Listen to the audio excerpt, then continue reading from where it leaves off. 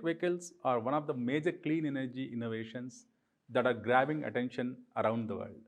Their eco-friendly nature and high efficiency place them in a prominent role to save the future world. So, why is it considered eco-friendly? What are the reasons that made these vehicles friendlier to nature? Hi, I'm Sri Kumar Maganti.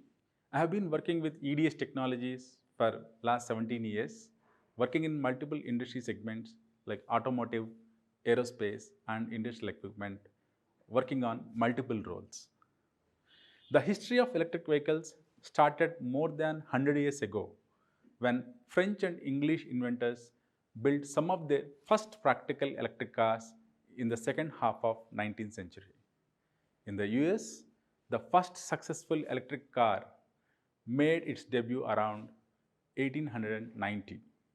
The six-passenger vehicle was capable of a top speed of 14 miles per hour and was little more than an electrified wagon. By 1900, electric cars were at their heyday, accounting for around a third of all the vehicles on the road. But in 1908, the growth of electric cars was hindered by the arrival of Henry Ford's Model T. The Model T made fuel-powered cars were widely available and affordable at that time. By 1912, the fuel-based car cost was about $650, which amounts to roughly 47,000 rupees, while an electric roadster costs around $1,750, which is roughly 1,25,000 rupees. That same year, Charles Kettering introduced the electric starter, eliminating the hand crank and boosting gasoline powered vehicle sales.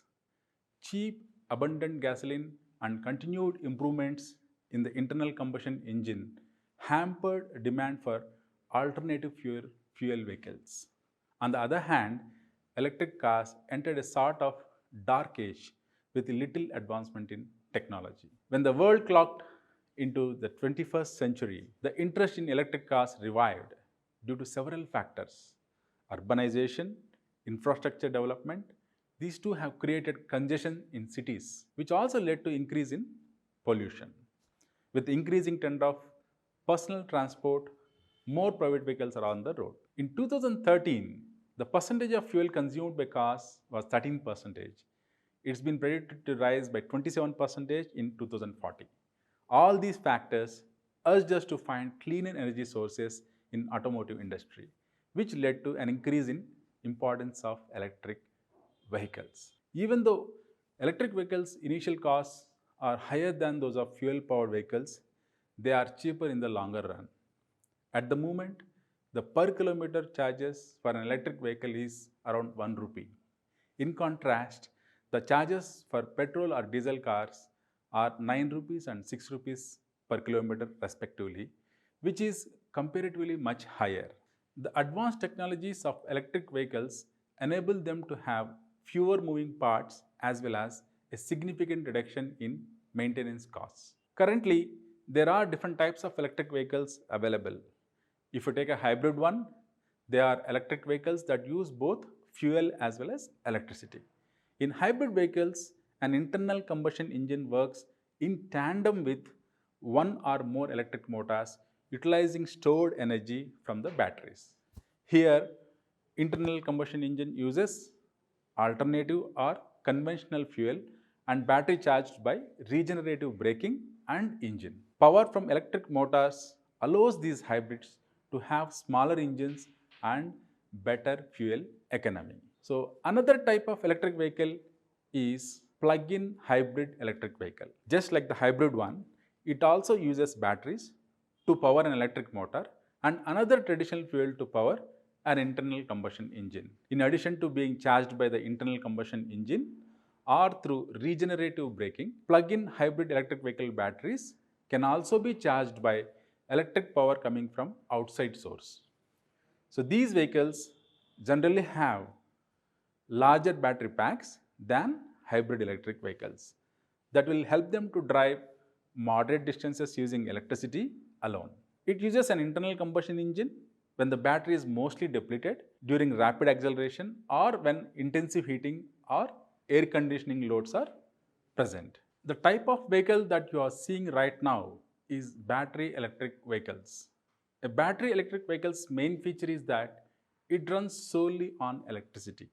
It has a simple powertrain architecture consisting of high voltage battery, an electric motor, and a single speed gearbox. The battery is used to power the electric motor and it can be charged using external electric power source. Fuel cell electric vehicles are one of the electric car types that are in the early stages of implementation. It uses a propulsion system where energy stored as hydrogen is converted to electricity by the fuel cell. These vehicles produce no harmful tailpipe emissions and they only emit water vapor and warm air into the atmosphere. They can fuel in less than 4 minutes and have a driving range of over 300 miles. To understand why electric vehicles are considered eco-friendly, we have to compare them with conventional vehicles that use IC engines. Electric vehicles use batteries or ultracapacitors and electricity to power themselves, while conventional vehicles are powered by fuels such as diesel, gasoline, or natural gas. Take this model of a conventional vehicle. We can see that they have a lot of peripheral components in addition to the engine. This restricts them to convert only about 35% of the energy in gasoline to power the wheels. More than 60% of the energy is wasted as heat in the transmission system and as emissions into the atmosphere, resulting in pollution. On the other hand, electric vehicles have nearly zero exhaust gas emissions. According to the International Energy Agency's 2019 Global EV Outlook, electric vehicles globally emitted around 38 metric tons of carbon dioxide equivalent during 2018 compared to 78 metric tons of carbon dioxide equivalent emitted by conventional vehicles during the same time frame. Being air friendly is one of the benefits of using electric vehicles. They are also very quiet, which makes them an excellent choice for reducing sound pollution. One of the secrets behind this eco-friendly nature lies in the design of electric vehicles. The innovations in the designs made them a more viable option for future transportation. If you take a look at the base platform of modern vehicles produced by, say, Volkswagen, Hyundai, or Tesla, you can see that they're almost identical. These platforms are called skateboard platforms. The skateboard platform allows the designer to put all the motors, battery pack in a framework that looks like a skateboard with a relatively simple body to be built on top of it. The size and shape of the framework and the bodywork can be used to meet different requirements, from a small consumer car to a luxury model, a delivery truck, a pickup truck, or even an off-road construction vehicle. A skateboard platform helps to reduce overall weight of the vehicle and improves vehicle dynamics. Having the batteries on the vehicle's floor lowers the center of gravity, helping them to improve handling and providing more space for the driver and passengers for carrying the loads. The overall energy loss is reduced considerably due to this conservation of space and the number of auxiliary parts in the electric vehicles. One of the factors that made electric vehicles more sustainable is the elimination of internal combustion engines. They use an electric motor as a substitute. This helps vehicles to reduce the emission of greenhouse gas. Elimination of engines also helps to eliminate transmission in electric vehicles. If you ever drove a manual vehicle, you might be fairly familiar with the concept of changing gears. Whether the objective is to accelerate quickly or reach cruising speed efficiently, internal combustion engines only generate efficient power at certain RPM ranges. Therefore, adequate distribution of power is required through gear shifts at right RPM range. Generally, torque output is highest during low gears to move the car from a standstill. As the vehicle gains momentum, torque gradually decreases. For these reasons, gear ratios are carefully calculated and set by manufacturers by engine output to maximize efficient power at each gear. This is not the case in electric vehicles. They don't require multi-speed transmissions because of the electric motor. While internal combustion engines require multiple gears with different ratios for power output, electric motors produce a consistent amount of torque at any given RPM within a specific range. Electric motors deliver power instantly, meaning the process of building up torque through reviving as an internal combustion engines is unnecessary. Car manufacturers incorporate carefully calculated gear ratios to maximize efficiency for the electric motor without having to switch through gears. Additionally, most electric motors can operate beyond 10,000 RPM with ease. Since electric motors can produce consistent torque across such an extensive RPM range compared to the 6,000 RPM red line of many internal combustion engines, a multi-speed transmission would only create inefficiencies such as added weight, extra production costs. Eliminating transmission lines helps to reduce overall heat loss and improves efficiency drastically. One of the major advantages of electrical vehicles over conventional ones is their use of regenerative braking. Regenerative braking enables the vehicle's kinetic energy to be converted back into electrical energy during braking, deceleration, or downhill running. The converted electrical energy is stored in energy storage devices such as batteries, ultracapacitors, and extends the driving range by up to 10%.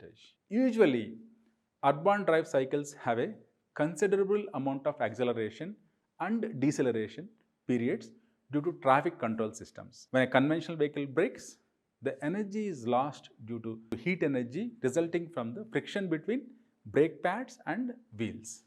However, with regenerative braking, this energy can be captured and waste energy can be harnessed and utilized for vehicle propulsion. In an electric vehicle, the power source is battery that supplies electric energy to operate the motor. The motor supplies energy to rotate the vehicle wheels, producing kinetic energy. The motor can operate in reverse. When a motor operates in reverse, it acts as a generator.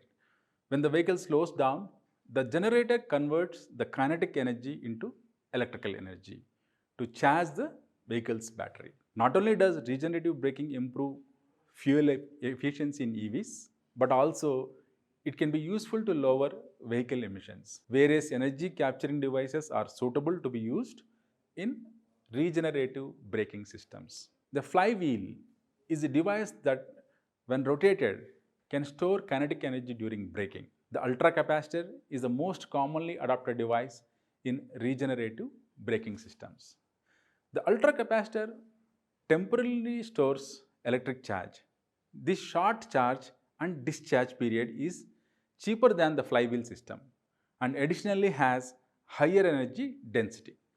This device also has fewer hazardous materials that will have negative effects on the environment compared with other storage appliances. Even though electric cars emit little carbon dioxide when they are running on the road, they use electricity that comes from coal-fired power plants that are not emission-free.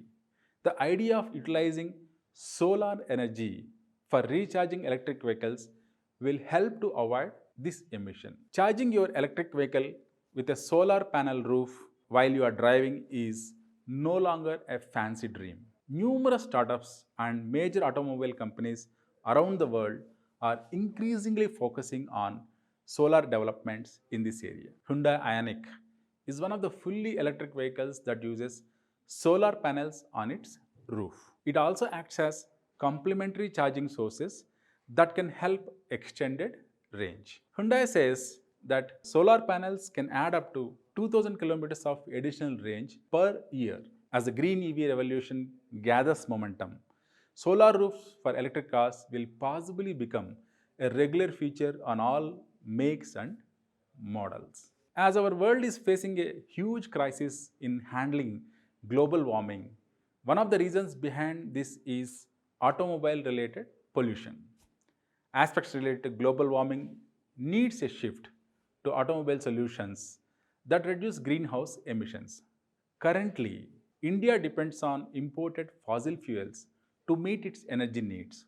So it is all the more important to reduce dependence on a fossil fuel based economy by clean mobility methods. The widespread adoption of electric vehicles could bring about significant changes both in terms of technologies we use of personal transportation as well as in terms of our economies moving away from petroleum and lessening our environmental footprint. The field related to electric vehicles will offer huge possibilities in the future. EV sales and stocks are expected to be doubled by 2030. According to projections, Japan is projected to have 37% of its vehicles being electric in 2030. Canada and United States will have almost around 30%. Indians will have 29% and the rest will have 22% of EVs. With the projected size of global EV market, the expansion of battery manufacturing capacity will largely be driven by electrification in the car market. This supports the increasing consensus that the electrification of cars will be a crucial driver in cutting unit costs of automotive battery packs. Electricity demand from EVs is projected to reach almost 640 terawatt hours. Slow charges, which can provide flexible services to power systems, are estimated to account for more than 60% of the total electricity consumed globally to charge EVs in 2030. Since buses account for the largest share of fast charging demand, concentrating these consumption patterns on low demand periods such as at night can constructively impact the load profile in a power system. The EV uptake and related production requirements imply bigger demand for the new materials in the automotive sector. The demand for cobalt and lithium is expected to significantly rise in 2030. If you are into design engineering and looking forward to building a career on it, electric vehicles are an exciting field that offers enormous opportunities. Your innovative ideas on the designs of electric vehicles can not only augment human life but also contributing to protecting our planet.